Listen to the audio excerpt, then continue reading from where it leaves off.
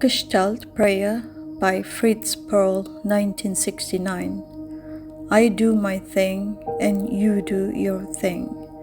I am not in this world to live up to your expectations, and you are not in this world to live up to mine. You are you, and I am I. And if by chance we find each other, it's beautiful. If not, it can't be helped. This is the Gestalt Prayer.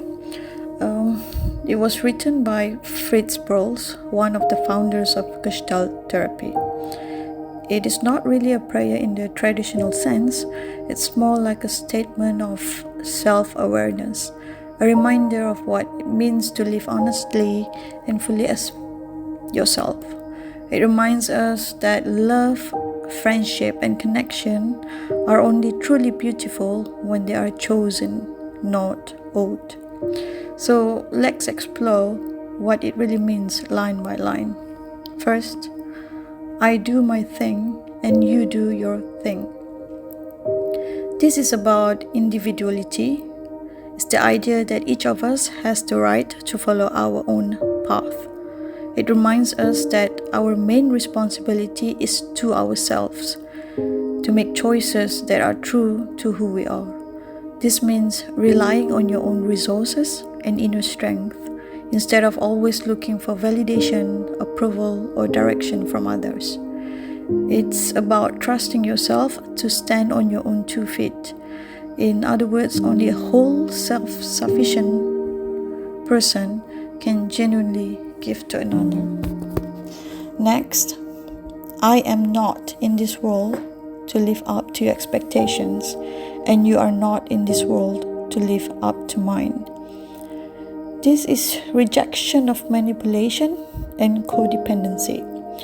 This is one of the boldest lines and maybe the hardest to live by, because it challenges our tendency to shape others to fit what we want or to feel pressured to meet their expectations.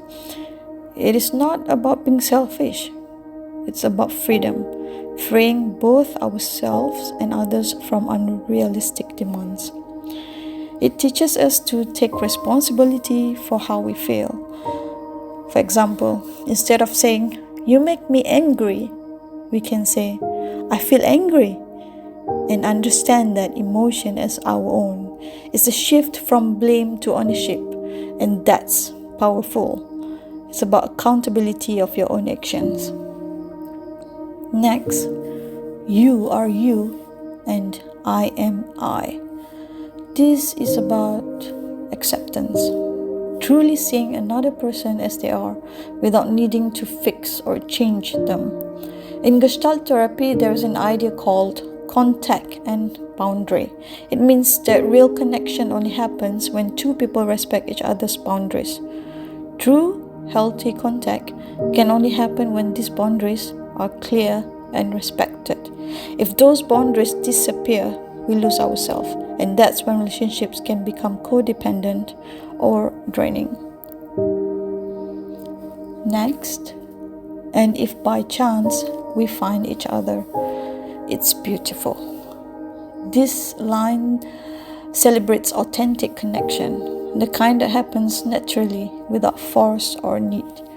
It is the joy of meeting of someone as 2 whole people, both standing in your truth. It's a moment of grace, a shared moment of true contact between 2 whole individuals.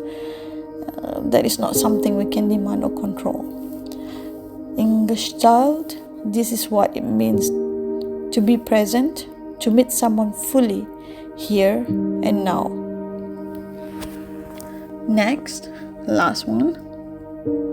If not, it can't be helped. Acceptance of reality.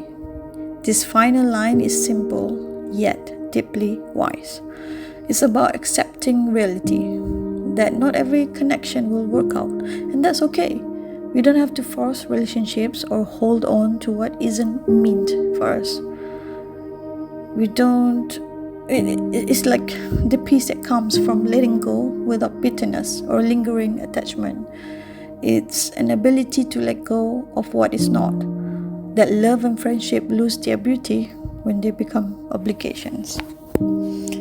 So some people criticize this Gestalt prayer for sounding cold or self-centered, but in truth, it's not about rejecting others.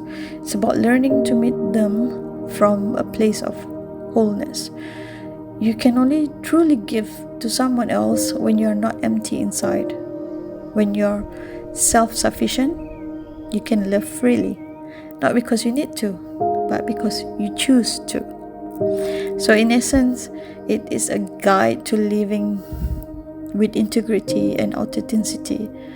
It reminds us to be responsible for our own lives, to honor our individuality, and to form relationships rooted in freedom and not dependency. When we do that, connection becomes something beautiful. It's not an obligation, but a meeting of two complete conscious beings.